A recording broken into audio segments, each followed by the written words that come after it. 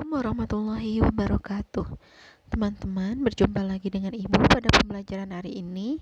Semoga kalian semua sehat selalu dan tetap semangat. Nah, hari ini berjumpa lagi pada pembelajaran tematik. Masih sama dengan minggu kemarin, yaitu tema 7.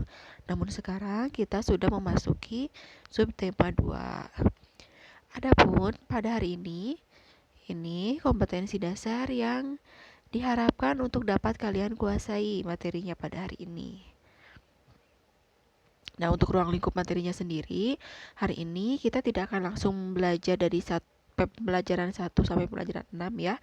Jadi kita belajar pembelajaran 1 dan 2 terlebih dahulu supaya kalian tidak terlalu berat untuk mencapai materinya dalam satu hari. Untuk PB selanjutnya akan dilanjutkan di hari berikutnya. Nah, kita langsung saja memasuki pembelajaran yang pertama, yang ke-1. Nah, di sini ada kegiatan membaca. Untuk halamannya di buku paket kalian ada di halaman 80 ya. Kita baca bersama-sama. Pembacaan teks proklamasi kemerdekaan dilaksanakan pada hari Jumat tanggal 17 Agustus 1945. Sejak pagi telah dilakukan persiapan di Rumah Insinyur Soekarno untuk menyambut proklamasi kemerdekaan Indonesia. Banyak tokoh pergerakan nasional beserta rakyat berkumpul di tempat itu. Mereka ingin menyaksikan pembacaan teks proklamasi kemerdekaan Indonesia. Sesuai kesepakatan yang diambil di rumah Laksamana Maeda, para tokoh Indonesia menjelang pukul 10:30 waktu Jawa zaman Jepang atau pukul 10 waktu Indonesia Barat telah berdatangan ke rumah Insinyur Soekarno. Mereka hadir untuk menjadi saksi pembacaan teks proklamasi kemerdekaan Indonesia. Acara yang disusun dalam upacara di kediaman Insinyur Soekarno itu antara lain sebagai berikut. A. Pembacaan teks proklamasi kemerdekaan Indonesia. B. Pengibaran bendera merah putih. C. Sambutan Wali Kota Suwiryo dan Dr. Muwardi. Upacara proklamasi kemerdekaan berlangsung tanpa protokol. Latif Hendra Diningrat memberi aba-aba siap kepada semua barisan pemuda. Semua yang hadir berdiri tegak dengan sikap sempurna. Suasana menjadi sangat hening. Insinyur Soekarno dan Dr. Andes Muhammad Hatta dipersilakan maju beberapa langkah dari tempatnya semula. Insinyur Soekarno mendekati mikrofon dengan suaranya yang mantap. Insinyur Soekarno didampingi Dr. Andes Muhammad Hatta membacakan teks proklamasi kemerdekaan Indonesia yang telah diketik oleh Sayuti Melik. Berikut teks proklamasi yang diketik oleh Sayuti Melik. Proklamasi. Kami bangsa Indonesia dengan ini menyatakan kemerdekaan Indonesia. Hal-hal yang mengenai pemindahan kekuasaan dan lain-lain diselenggarakan dengan cara seksama dan dalam tempo yang sesingkat-singkatnya. Jakarta, hari 17 bulan 8 tahun 5. Atas nama bangsa Indonesia, Soekarno-Hatta. Nah, kalian jangan aneh ya. Seperti yang sudah kalian ketahui sebelumnya, untuk teks proklamasi itu memang menggunakan ejaan yang belum disempurnakan seperti yang sekarang ya. Nah, ini lanjutannya saat pengibaran bendera merah putih. Sesaat setelah pembacaan proklamasi kemerdekaan, dilanjutkan upacara pengibaran bendera merah putih. Bendera sang saka merah putih dijahit oleh Ibu Fatmawati Soekarno. Suhud mengambil bendera dari atas baki atau nampan yang telah disediakan dan mengibarkannya dengan bantuan Shodanko Latif Hendra Diningrat. Kemudian sang merah putih mulai dinaikkan dan hadirin yang datang bersama-sama menyanyikan lagu Indonesia Raya. Bendera dinaikkan perlahan-lahan menyesuaikan syair lagu Indonesia Raya. Sesuai pengibaran bendera merah putih, acara dilanjutkan sambutan dari Wali Kota Suwiryo dan Dr. Muwardi. Nah, sekarang kita diminta untuk berdiskusi. Apa judul bacaan tadi? Judulnya yaitu Peristiwa Pembacaan Teks Proklamasi. Lalu, apa isi bacaan yang paling menarik? Ini pendapat Ibu ya, apakah kalian pendapatnya juga sama?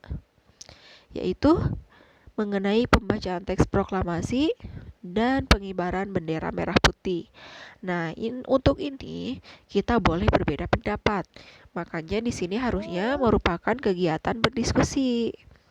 Ada di halaman 81. Nah, selanjutnya mencari kosakata baku dan tidak baku pada teks peristiwa pembacaan teks proklamasi.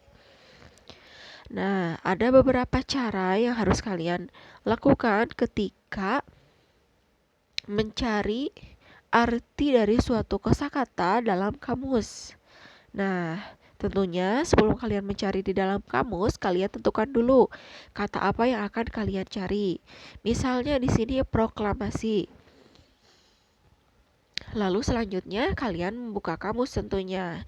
Nah, di sini proklamasi diawali dari huruf P. Lalu kalian cari di kamus huruf P. Karena di kamus itu akan diurut dari huruf A sampai Z secara berurutan. Nah, kalian cari di huruf P. Di huruf P, kalian cari huruf berikutnya yang mendampingi P. Kemungkinan nanti di kamusnya itu dimulai dari ada yang P lalu berdampingan dengan A atau P berdampingan dengan B. Nah, kalian cari huruf P yang berdampingan dengan R. Nah, selanjutnya cari huruf berikutnya yaitu O dari proklamasi. Jadi, kalian cari huruf yang berdampingan yaitu P, R, O. Nah, kalau sudah 3 huruf itu biasanya akan lebih mudah mencari kata yang lengkapnya. Kalian cari pro, nah nanti cara cari proklamasi. Biasanya ada kata-kata lainnya yang berdekatan seperti profesor atau protokol. Nah, kalian carinya di sana proklamasi seperti itu. Nah, lalu di halaman 82, kalian diminta untuk mencari kosakata baku dan tidak baku pada bacaan. Ini ya, seperti ini. Kosakata baku yaitu merdeka atau proklamasi. Itu merupakan kosakata yang baku, di mana kosakata baku itu sudah masuk ke dalam KBBI atau Kamus Besar Bahasa Indonesia. Nah, sementara kosakata yang tidak bakunya ini biasanya kosakata harian yang tidak ada dalam KBBI. Nah, lalu di halaman 83, kalian diminta untuk membaca kembali teks tentang proklamasi tadi. Nah, yang pertama ada pertanyaan, kapan teks proklamasi kemerdekaan dibacakan? Yaitu 17 Agustus 1945. Yang kedua, di mana teks proklamasi dibacakan? Di rumah Laksamana Maeda. Yang ketiga, siapa yang membuat dan membacakan teks proklamasi kemerdekaan? Si Insinyur Soekarno ya. Yang keempat, siapa sajakah tokoh yang hadir pada acara pembacaan teks proklamasi? Ya, lalu apa saja susunan acara yang dilakukan pada pembacaan teks proklamasi? Nih ya, silakan. Kalian bisa salin untuk mengerjakan tugas di halaman 83. Nah, lalu kita belajar mengenai kalor. Sebelumnya kalian sudah belajar mengenai kalor mulai dari cara perpindahannya dan sebagainya. Nah, sekarang kita belajar mengenai kalor mengubah suhu benda. Nah, seperti yang kalian ketahui sebelumnya juga bahwa kalor itu merupakan energi panas yang dimiliki oleh benda ya. Nah, secara umum adanya kalor yang dimiliki oleh benda dapat dilakukan dengan cara mengukur suhu benda tersebut. Jika suhu benda tinggi, kalor yang dikandung oleh benda juga besar. Sebaliknya, jika suhu benda rendah, kalor yang dikandung oleh benda juga kecil. Kalor yang dimiliki oleh suatu benda bisa berubah-ubah, bisa naik, bisa juga turun, karena kalor dapat berpindah dari suhu tinggi menuju suhu rendah. Nih contohnya ya di sini. Tuh, ada air panas dan air dingin. Kira-kira apakah air panasnya akan tetap panas dan air dinginnya tetap dingin? Tidak ya, ketika air panas dan air dingin dicampurkan, maka air yang bercampur itu akan menjadi hangat. Sehingga dia suhunya akan berubah. Nah, percobaan selanjutnya, kalian diminta untuk menyelidiki bahwa kalor itu dapat mengubah suhu benda. Apakah benar? Nah, di sini ada alat-alat yang dibutuhkan. Yang pertama cere, yang kedua kompor. Adapun bahannya yaitu air. Nih, cara kerjanya, tuangkan air ke dalam cere, letakkan cere di atas kompor, lalu nyalakan kompor, dan terakhir amati apa yang terjadi pada air. Nah, lalu bagaimana nih? Kalian tentu semuanya sudah pernah ya menyaksikan atau bahkan kalian sendiri melakukan bagaimana ketika memasak air, mendidihkan air di atas panci atau kompor. Nah, kita berikan kesimpulannya di sini. Saat air dipanaskan, air yang semula dingin bersuhu rendah menerima panas dari api melalui cere. Air menerima panas, lama-kelamaan air menjadi panas, yang artinya suhu meningkat. Lalu, bagaimana kesimpulannya? Makin tinggi energi panas yang diterima air, makin besar pula kenaikan suhu pada air. Kalau maksudnya suhunya naik, berarti panas ya. Kalau suhunya rendah berarti semakin dingin. Nah, selain yang tadi di halaman 86, kalian juga diminta untuk memberikan contoh lain mengenai peristiwa perubahan suhu yang diakibatkan oleh kalor.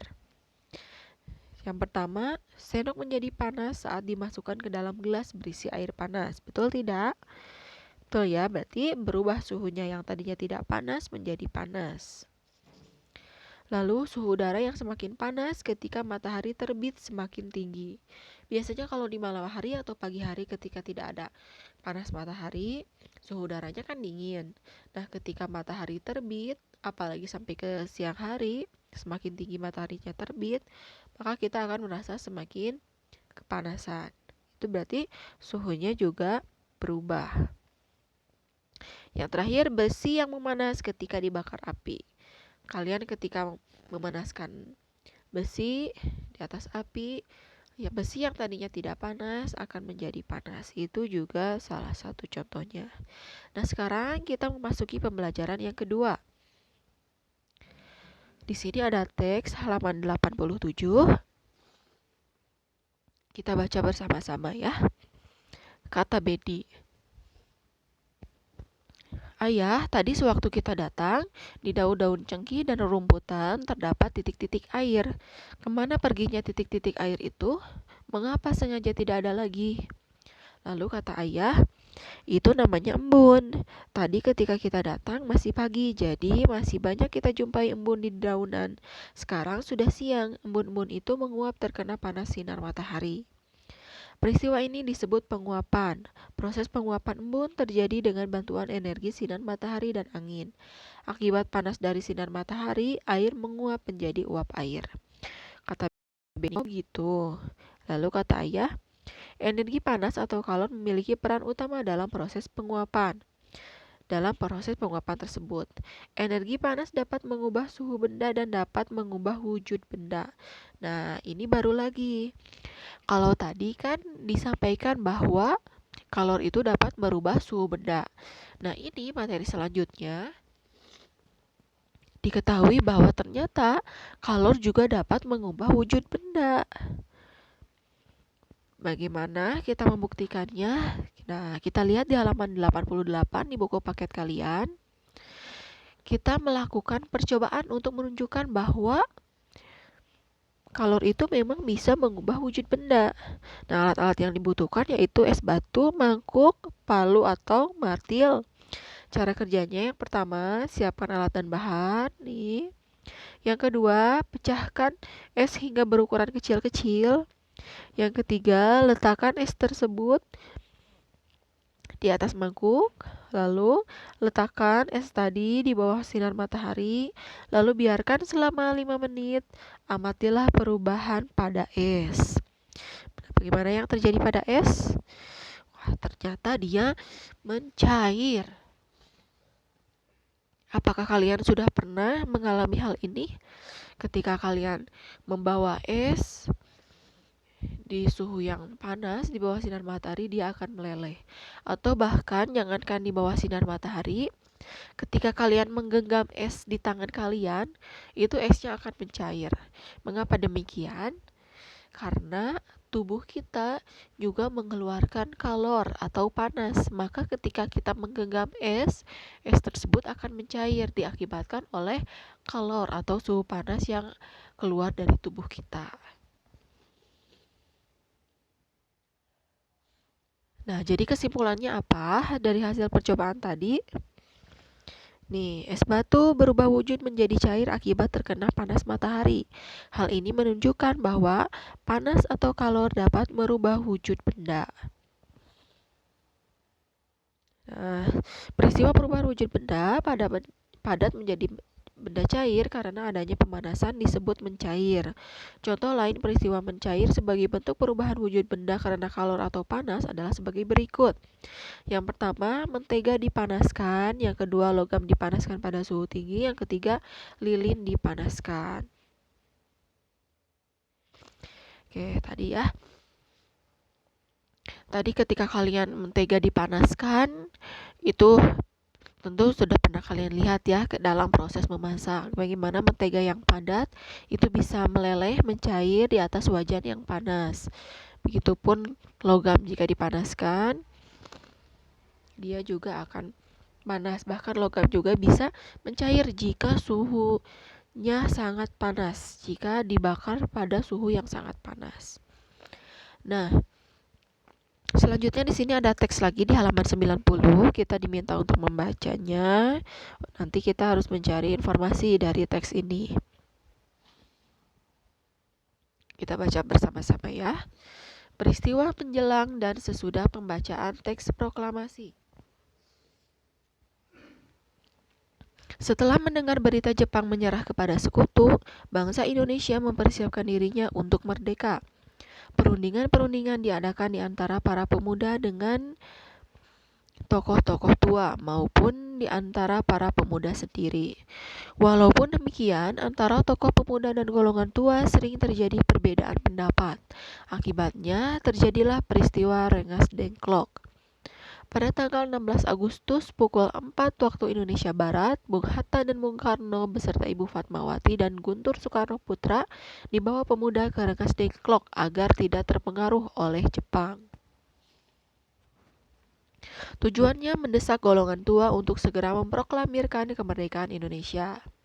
Setelah melalui perdebatan dan ditengahi Ahmad Subarjo, menjelang malam hari kedua tokoh Bung Hatta dan Bung Karno akhirnya kembali ke Jakarta. Rombongan Soekarno-Hatta sampai di Jakarta pada pukul 11 waktu Indonesia Barat. Soekarno dan Hatta setelah singgah di rumah masing-masing lalu bersama rombongan lainnya menuju rumah Laksamana Maida di Jalan Imam Bonjol nomor 1 Jakarta atau tempat Ahmad Subarjo bekerja. Di tempat itu mereka akan merumuskan teks proklamasi kemerdekaan Indonesia. Nah, di sini ditulisnya pukul 23.00 berarti pukul 11 malam ya. Selanjutnya di sini perumusan sampai dengan penandatanganan teks proklamasi kemerdekaan baru selesai pada pukul 4 waktu Indonesia Barat dini hari pada tanggal 17 Agustus 1945. Pada saat itu juga disepakati bahwa teks proklamasi akan dibacakan di halaman rumah Insinyur Soekarno di Jalan Pegangsaan Timur 56 Jakarta pada pukul 10 waktu Indonesia Barat. Berarti pagi hari ya. Nah, adapun peristiwa setelah dibacakannya teks proklamasi kemerdekaan sebagai berikut. Penyebaran berita proklamasi kemerdekaan 17 Agustus 1945. Ini yang terjadi ya. Jadi setelah proklamasi itu dideklarasikan, selanjutnya yaitu penyebaran berita proklamasi. Nah, perlu kalian bayangkan, pada waktu itu belum banyak media elektronik, apalagi media sosial itu tidak ada untuk menyebarkan informasi-informasi penting, itu cukup sulit. Makanya diperlukan strategi dari berbagai pihak supaya proklamasi kemerdekaan itu tersebar luas. Mengapa demikian? Karena untuk info kemerdekaan ini tentunya harus diketahui oleh seluruh rakyat Indonesia, bahkan sampai ke mancanegara, supaya Indonesia itu memang diakui sebagai negara yang merdeka. Nih, yang pertama, para pemuda itu menyebarkan berita proklamasi melalui pamflet, lalu mengadakan pertemuan-pertemuan atau menulis di tembok-tembok. Lalu wartawan juga dia menyiarkannya di stasiun radio Domei. Selain itu juga dimuat dalam koran yang disebut Harian Suara Asia pada waktu itu di Surabaya. Dan juga beritanya disebarluaskan oleh para gubernur, yang mana dia menyebarkan di wilayahnya masing-masing sesuai dengan tugas dia. Nah, lalu bagaimana sambutan rakyat Indonesia pada waktu itu? Tentunya selain senang, mereka juga sangat antusias setelah mengetahui bahwa Indonesia telah merdeka, bahwa proklamasi Indonesia telah dilaksanakan. Mereka melakukan banyak hal supaya kedaulatan Indonesia itu tetap terjaga. Mereka ada yang melakukan rapat raksasa di Kada, juga ada yang melakukan tindakan-tindakan heroik supaya mengusir para penjajah yang masih ada di wilayah-wilayah mereka.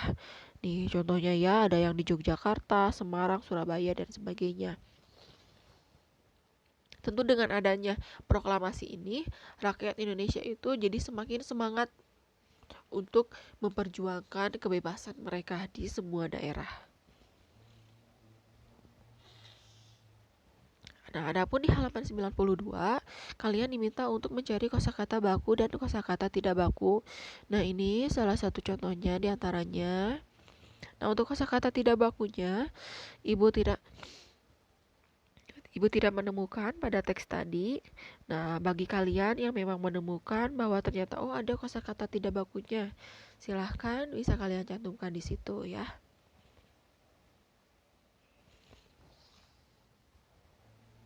Nah, ini selanjutnya di halaman 92. Ada beberapa pertanyaan yang dibuat dalam bentuk mind map. Silahkan kalian baca, lalu jawabannya di sini sudah Ibu cantumkan. Ya, silahkan kalian isi di halaman 92. Nah, lalu kita diminta untuk menceritakan kembali. Nah, ini kesimpulannya saja ya, jadi tidak usah terlalu panjang. Ini kesimpulan dari teks tadi yang sudah Ibu bacakan juga. Silahkan kalian bisa lihat ya. Nah, untuk rangkuman tugasnya itu silahkan kalian kerjakan halaman berikut ini. 81, 82, 83, dan seterusnya. Untuk jawabannya silahkan kalian bisa putar ulang kembali videonya, sekaligus kalian lihat halamannya sudah Ibu cantumkan juga di video. Kalian tinggal menyalin saja supaya kalian juga mengingat ketika kalian menulis, tangan kalian juga tetap lancar dalam menulis. Selain itu kalian juga secara tidak langsung membaca kembali dan mengingat materi yang sudah Ibu sampaikan barusan. Nah, itu saja materi Ibu pada hari ini yang dapat Ibu sampaikan. Terima kasih atas perhatian kalian. Wassalamualaikum warahmatullahi wabarakatuh.